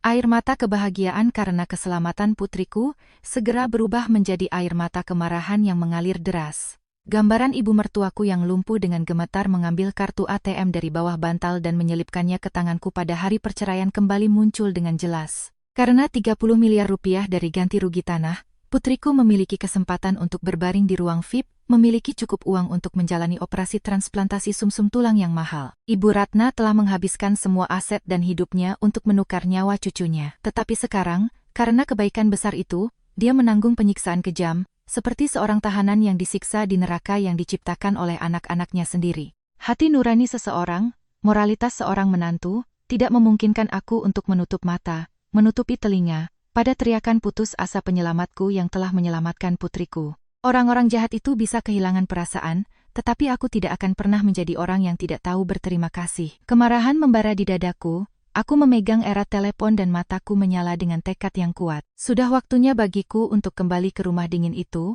bukan sebagai menantu yang lemah dan mudah ditindas, tetapi sebagai seorang wanita dengan kekuatan uang dan kekuatan keadilan untuk menyelamatkan ibu mertuaku yang malang dari cengkeraman setan yang menyamar sebagai manusia. Aku kembali ke ruang tunggu untuk keluarga pasien, tempat ayah dan ibuku sedang merapikan barang-barang pribadi mereka. Wajahku serius dan mataku masih memiliki jejak kemarahan yang belum hilang. Aku menarik napas dalam-dalam, memanggil ayah dan ibuku untuk duduk tegak di kursi, dan memutar rekaman yang baru saja kuterima untuk mereka. Suara kejam yang berasal dari speaker kecil itu membuat ibuku terpana, dia buru-buru menutup mulutnya dan berteriak kesakitan. Ayahku mengertakkan gigi dan tangannya yang berurat memukul meja dengan keras, mengumpat anak-anak yang tidak tahu berterima kasih, lebih buruk dari binatang. Setelah rekaman selesai, aku dengan tenang menatap ayah dan ibuku. Menjelaskan keputusanku. Aku mengatakan bahwa putriku telah melewati kondisi kritis dan saat ini sedang dirawat oleh dokter terbaik di lingkungan steril. Tidak perlu banyak orang tinggal di rumah sakit. Aku meminta izin ayah dan ibuku untuk meninggalkan rumah sakit selama beberapa jam untuk kembali ke rumah mantan suamiku. Dengan biaya berapapun, aku harus mengeluarkan Ibu Ratna dari tempat neraka itu. Ayah dan ibuku, petani berlumpur yang seumur hidup-hidup dengan martabat dan cinta, segera mengangguk. Ibuku memegang erat tanganku dan menasihatiku untuk berhati-hati. Karena putus asa karena uang, mereka bisa melakukan hal-hal nekat. Jika perlu, panggil polisi untuk menemanimu demi keselamatan, katanya. Ayahku menepuk pundakku, mengatakan bahwa ibu mertuaku adalah penyelamat besar keluarga kami. Berapapun biaya dan tenaganya, kita harus menyelamatkannya dari tangan setangan setan itu, ujarnya. Dengan dukungan kuat dari orang tuaku, aku segera mulai membuat rencana aksi yang rinci dan komprehensif. Aku sangat memahami sifat licik dan tidak berprinsip keluarga Bima. Jika aku sendirian, tanpa membawa senjata, mengetuk pintu mereka untuk mengambil ibu mertuaku, mereka pasti tidak akan ragu untuk menutup pintu dan bahkan menyakitiku, mengatakan akulah yang mencuri uang.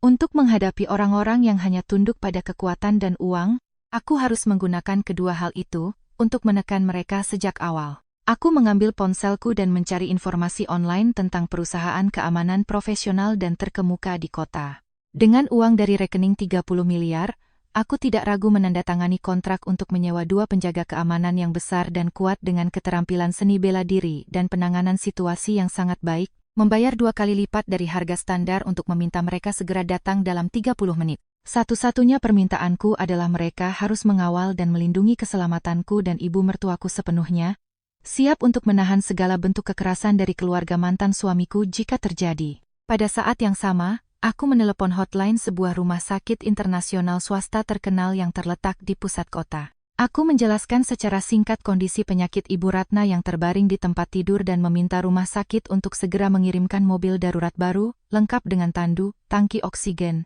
dan sekelompok dokter dan perawat untuk membantu pemindahan pasien.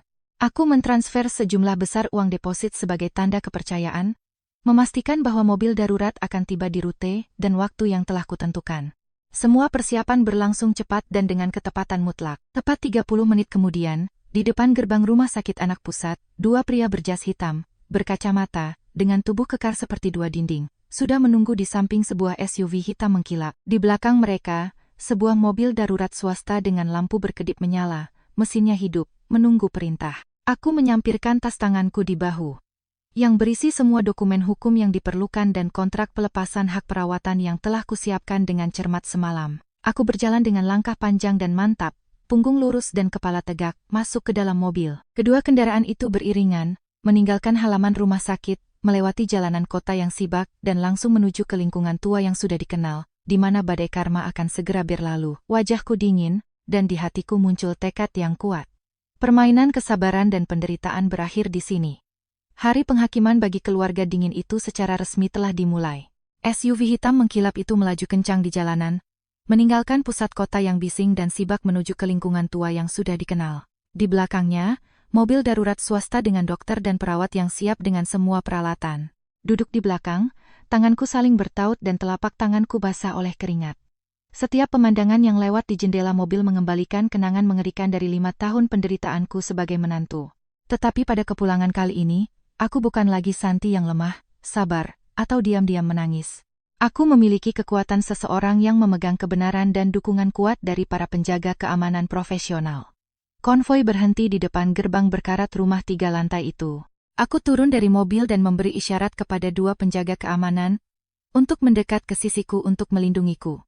Gerbang besi terkunci dari dalam. Tanpa ragu, aku berteriak pada seorang penjaga keamanan, "Dobrak kuncinya." Dengan satu tendangan keras, kunci yang berkarat itu hancur berantakan. Gerbang terbuka lebar dan suara keras itu mengejutkan orang-orang di dalam. Dari luar halaman, aku bisa dengan jelas mendengar teriakan keras Bima dan tangisan Rini dari dapur. Suasananya dipenuhi bau aneh, bau jamur bercampur dengan bau asap rokok yang menyengat. Aku melangkah panjang menuju ruang tamu, menendang pintu kayu yang menghubungkan ke koridor menuju kamar gelap ibu mertuaku. Pemandangan di mataku membuat darah di nadiku mendidih. Ibu Ratna terbaring meringkuk di tempat tidur yang penuh kotoran, napasnya tersengal-sengal. Wajahnya yang kurus memar karena tamparan keras. Bima berdiri di samping tempat tidur, memegang ikat pinggang kulitnya, siap memukul. Dewi berdiri di sampingnya, tangan disilangkan di dada, terus mengumpat dan mendorong kakaknya untuk memukul lebih keras agar memaksa orang tua itu menyerahkan uang. Ketika mereka menyadari seseorang mendobrak pintu dan masuk, Bima terkejut dan berbalik. Ketika melihatku, keheranan jelas di wajah pria itu, lalu dengan cepat berubah menjadi kemarahan. Dia mengayunkan ikat pinggang di udara dan berteriak, "Apa yang kau lakukan di sini? Seorang wanita yang telah diusir dari rumah tidak punya hak untuk masuk ke sini." Sebelum dia selesai bicara, 2 penjaga keamanan yang besar dan kekar itu menyerbu seperti 2 anak panah. Satu menendang untuk melepaskan ikat pinggang dari tangan Bima. Yang lain memelintir kedua tangannya di belakang punggung, memaksanya berlutut di lantai keramik yang dingin. Dewi terkejut dan berteriak melengking, berniat menyerang dan menyakiti penjaga keamanan tetapi takut dengan tatapan tajam mereka, jadi dia buru-buru mundur dan memeluk sudut dinding, wajahnya pucat. Aku perlahan mendekati tempat tidur, tatapan dinginku beralih ke wajah ketakutan Bima dan Dewi. Aku mulai memainkan permainan psikologis yang telah kusiapkan dengan cermat.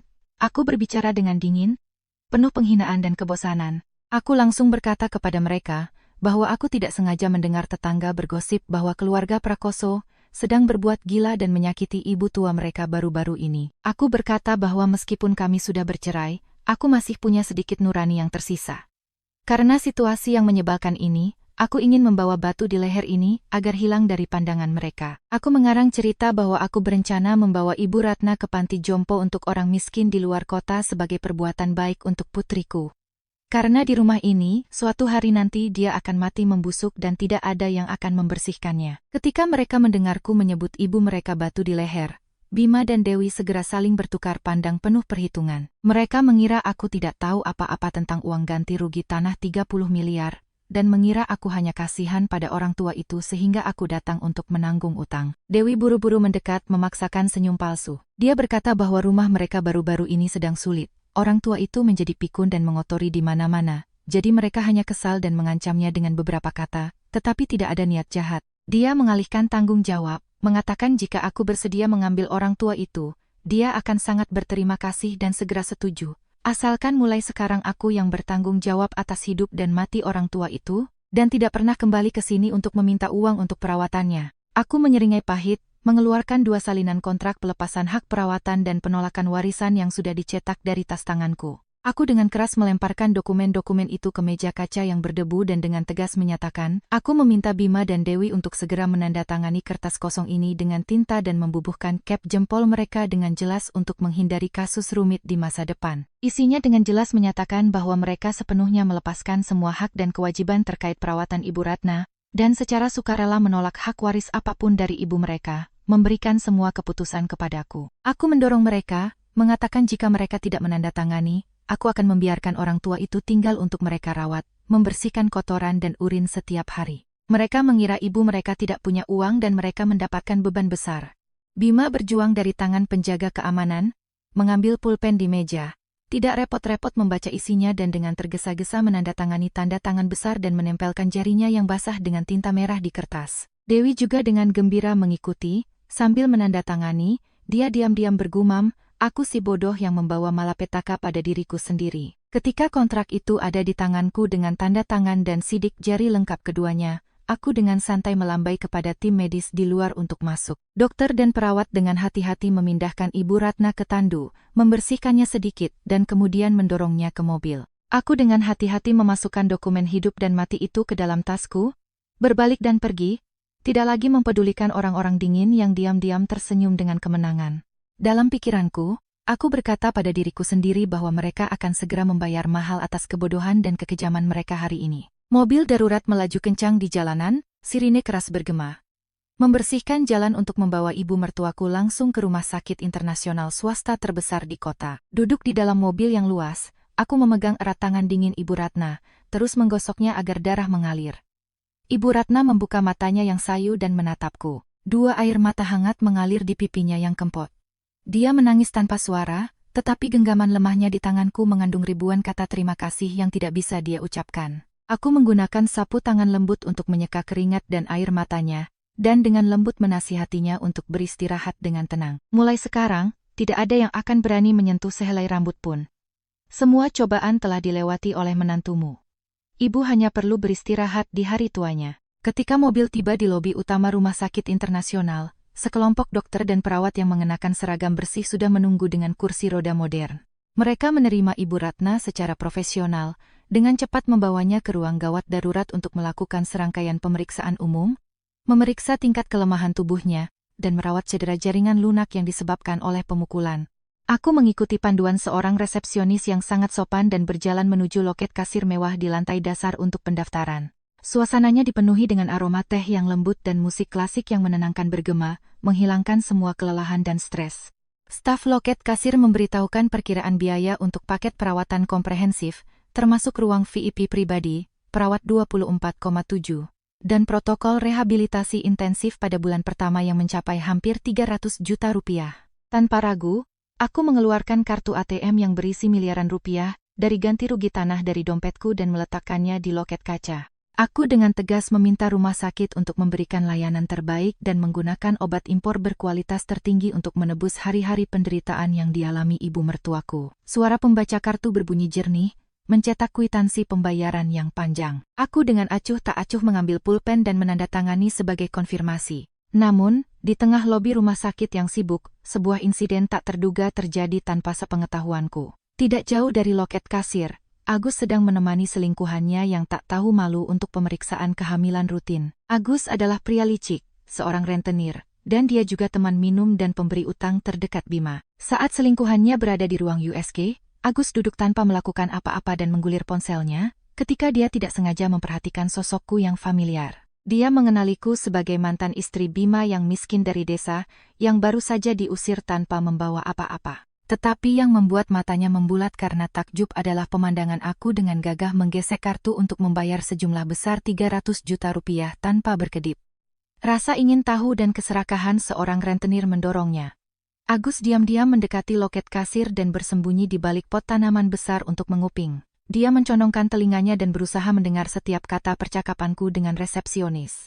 Dia dengan jelas mendengar aku memesan ruang VIP untuk seorang pasien bernama Ratna, mendengar aku meminta layanan termahal, dan yang terpenting, melalui layar komputer teller yang terpantul di kaca transparan, Dia samar-samar melihat saldo akun yang sangat besar muncul setelah transaksi berhasil. Seperti menemukan emas, Agus segera mundur, mengambil ponselnya dan menelepon Bima dengan kecepatan orang yang terbakar. Ketika telepon di seberang sana dijawab, Agus segera mengeluarkan cerita panjang tentang kebenaran yang mengejutkan. Dia secara rinci menggambarkan adegan bahwa meskipun pakaianku sederhana, aku menghabiskan uang seperti air, menggesek kartu ratusan juta untuk membawa Ibu Ratna ke rumah sakit bintang 5. Dia dengan marah menghina Bima, mengatakan dia bodoh karena membiarkan mantan istrinya merebut kekayaan sebesar itu. Agus menggabungkan semua peristiwa, dari rekening ganti rugi tanah Ibu Ratna yang kosong, hingga kekayaanku yang tidak biasa, dan kemudian dengan tegas menyimpulkan bahwa akulah yang memegang miliaran rupiah dari ganti rugi tanah leluhur keluarga Prakoso.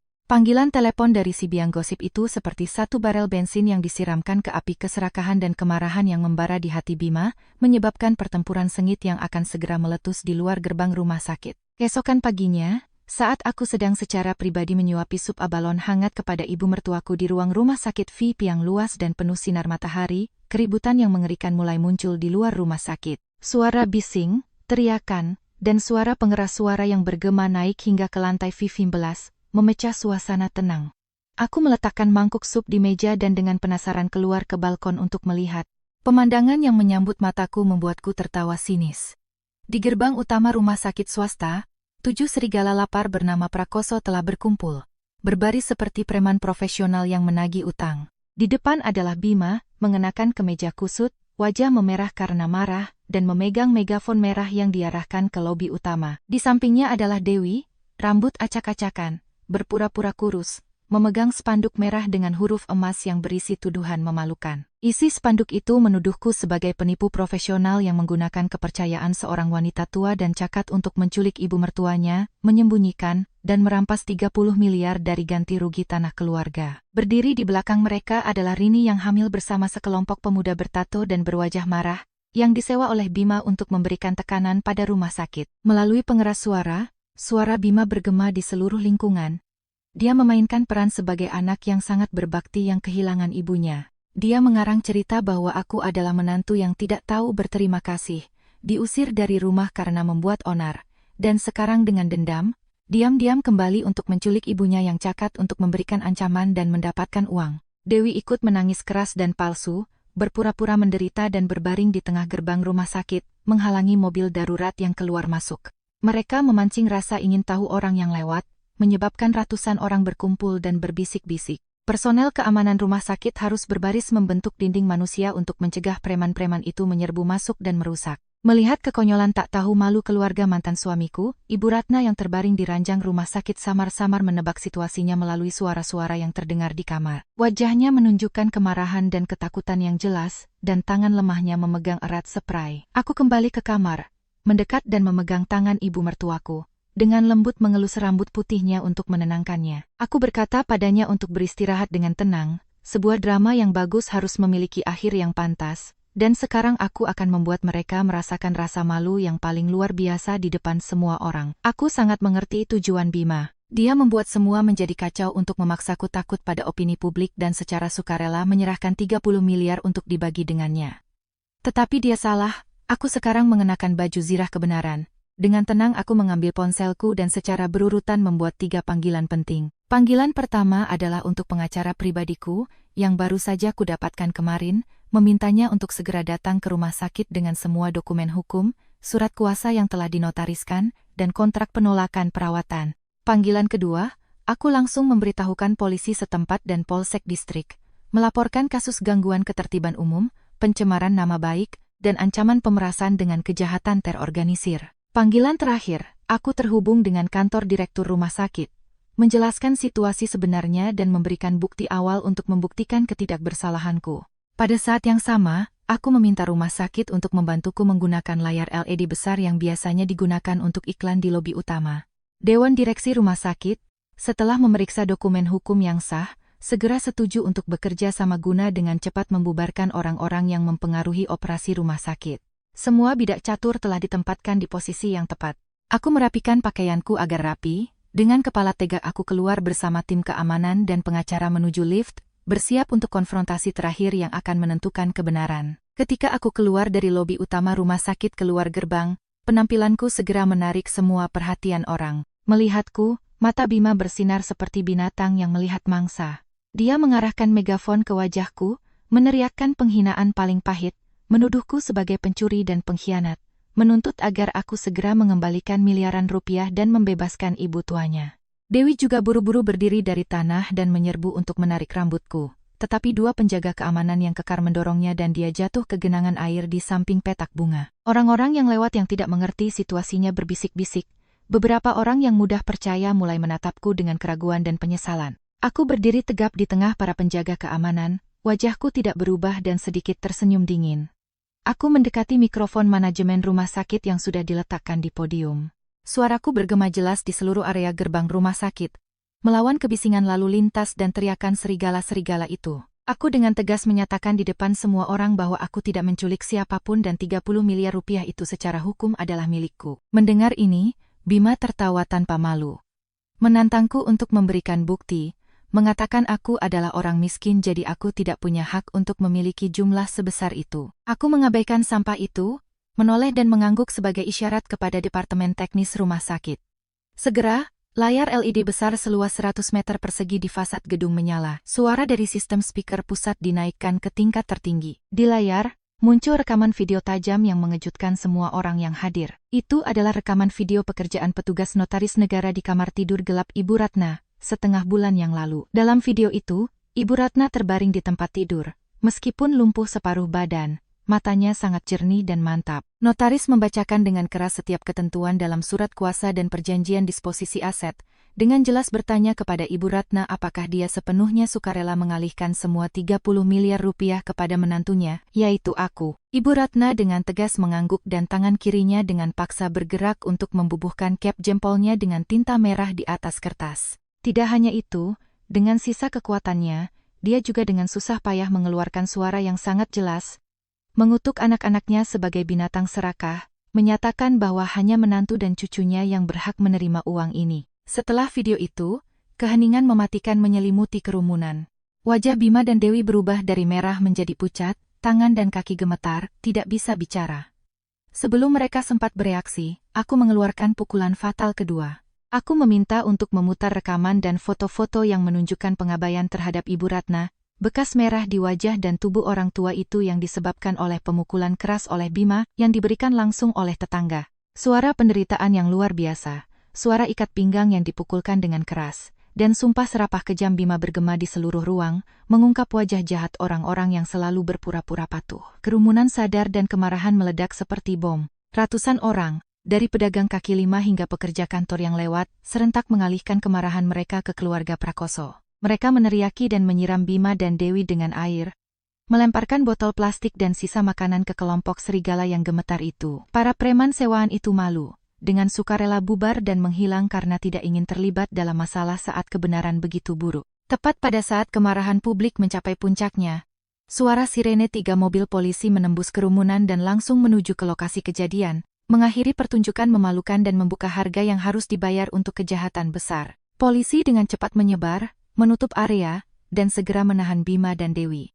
Pengacaraku dengan gagah berani mendekat dan menyerahkan semua rekaman, foto-foto pemukulan, dan video yang telah dinotariskan, sebagai bukti hukum yang paling jelas. Polisi dengan dingin memborgol pergelangan tangan Bima dengan borgol logam dingin. Pria yang pernah sombong, angkuh, dan kongkak itu sekarang lututnya lemas, menangis dan memohon ampun, tetapi tidak ada gunanya. Dewi juga dibawa ke mobil khusus, wajahnya yang bermakeup kini berantakan, basah oleh air mata dan lumpur. Kasus pemukulan seorang wanita tua dan cacat, ancaman pemerasan, dan gangguan ketertiban umum sudah cukup untuk memenjarakan mereka di balik jeruji besi untuk waktu yang lama. Nasib para pihak yang terlibat juga tidak lebih baik, sesuai dengan hukum karma. Selingkuhan itu, Rini, setelah menyaksikan penangkapan Bima, terkejut dan melarikan diri. Namun, pengacaraku dengan cepat menyiapkan petisi ke pengadilan meminta untuk menyita aset yang dibeli dengan uang curian, memaksa Rini untuk mengembalikan semua uang yang telah diambil Bima, dari 300 juta rupiah investasiku untuk membelikannya emas dan perhiasan. Di tengah pelariannya yang tergesa-gesa dari para penagih utang dan kejaran hukum, Rini terpeleset di tangga, menyebabkan keguguran. Dia tidak mendapatkan apa-apa, kehilangan anak, dan kehilangan dukungan. Dia tidak punya pilihan selain memeluk tubuhnya yang hancur dan naik bus pulang ke desa, selamanya membawa aib sebagai perusak keluarga orang. Adapun Dewi, insiden pemukulan ibunya yang viral di media sosial menyebabkan dia segera dipecat dari pekerjaannya. Suaminya, seorang pria yang memiliki harga diri tinggi dan tidak tahan dengan rasa malu ini, dengan tegas mengajukan gugatan cerai, mengusir Dewi dari rumah. Pada akhirnya, Bima menghadapi hukuman penjara 3 tahun, setiap hari menyesali kelalaian terakhirnya di balik jeruji dingin. Badai mengerikan yang telah menghancurkan hidupku akhirnya mereda, memberikan langit yang cerah dan damai. Setengah tahun telah berlalu sejak hari yang menentukan di luar rumah sakit itu. Kehidupan keluarga kami telah kembali ke babak yang sama sekali baru, cerah dan penuh tawa. Lina, berkat perawatan intensif dan transplantasi sumsum tulang yang berhasil, telah pulih sepenuhnya. Rambut lembutnya mulai tumbuh hitam. Pipinya yang sehat merona menyambut sinar matahari yang hangat setiap pagi menuju sekolah. Ayah dan ibuku tidak perlu lagi hidup di apartemen yang suram. Setiap hari mereka berjalan-jalan di kompleks apartemen mewah dan bersenang-senang dengan teman-teman mereka. Dengan sisa uang, setelah membayar semua biaya medis yang mahal, aku memutuskan untuk tidak menyimpannya di bank tetapi menggunakannya untuk mewujudkan mimpiku sejak kecil. Aku membuka sebuah toko roti kecil yang indah bernama Sinar Hangat di jalan yang tenang dengan banyak pohon. Setiap hari, aroma harum mentega dan susu berasal dari dapur kecil, memenuhi ruang dan menghapus semua cobaan. Aku belajar bagaimana berdiri di atas kaki sendiri, tidak perlu lagi bergantung atau menahan penindasan siapapun. Dan hal yang paling hangat di rumah baruku adalah kehadiran ibu mertuaku. Ibu Ratna dirawat dengan kondisi rehabilitasi medis terbaik, sehingga kesehatannya jelas membaik. Meskipun masih harus duduk di kursi roda khusus, tidak ada lagi keterkejutan atau rasa sakit di matanya. Setiap sore, ketika matahari terbenam dan mengisi jalan dengan warna keemasan, aku mendorong kursi roda untuk membawa ibu mertuaku keluar dari toko roti untuk berjemur. Ibu Ratna memeluk Lina di pangkuannya dan mulutnya yang keriput tersenyum damai saat melihat orang-orang sibuk lewat. Aku berdiri di belakangnya, meletakkan tanganku di bahunya, merasakan pemahaman dan koneksi aneh antara dua generasi wanita yang telah melewati badai bersama. Tidak ada balas dendam berdarah, tidak ada tragedi yang mengikuti. Hidup pada akhirnya telah berubah, membawa kedamaian, pemahaman, dan kebahagiaan sejati bagi jiwa-jiwa yang tahu bagaimana mencintai dan berkorban untuk satu sama lain. Prinsip hidup itu adil. Siapapun yang menanam kebaikan akan menuai buah yang manis, meskipun mereka harus melewati ribuan kepahitan dan cobaan. Di akhir kisah yang penuh cobaan dari Santi dan putrinya ini, mungkin di hati kita masing-masing tetap ada kenangan tak terlukiskan tentang kemanusiaan dan hukum karma dalam hidup. Bagi Anda semua, para pemirsa yang terkasih, melalui cobaan dan kesengsaraan ini, kita menyadari bahwa di dunia ini, batas antara kebaikan dan kejahatan terkadang hanya berada di bawah satu atap, di antara orang-orang yang berkerabat darah. Pelajaran pertama dan paling menyakitkan adalah bahwa keserakahan tak terbatas dapat membutakan manusia, menyebabkan mereka dengan kejam membuang cinta suci seorang ibu demi nilai materi sesaat. Namun, hidup selalu memiliki pengaturan hukum karma yang adil. Siapapun yang menabur angin akan menuai badai. Siapapun yang hidup tanpa rasa terima kasih dan menginjak-injak kemanusiaan akan segera menghadapi hukuman yang pantas dari hati nurani dan hukum. Dari sudut pandang yang lebih cerah, cerita ini juga menghangatkan hati kita dengan pelajaran tentang cinta sejati dan kebaikan tanpa pamrih. Hubungan mertua dan menantu yang telah lama dipenuhi dengan banyak prasangka menjadi simbol pemahaman, pengorbanan, dan perlindungan terbesar saat cobaan datang. Ketaatan, kesabaran, dan kebaikan menantu telah mengubah yang lebih tua, menciptakan perisai yang kuat untuk melindungi keluarga dalam badai. Pada akhirnya, sebanyak apapun uang, itu tidak dapat membeli ketenangan pikiran dalam hidup. Kemanusiaan, kebaikan, dan pengampunan adalah kekayaan paling berharga yang menyelamatkan kita dari tragedi, membantu setiap orang bangkit dan menerima kebahagiaan yang utuh dan sejati. Terima kasih atas waktu berharga Anda untuk mendengarkan dan mengikuti cerita hari ini. Semoga Anda semua selalu damai dan bahagia.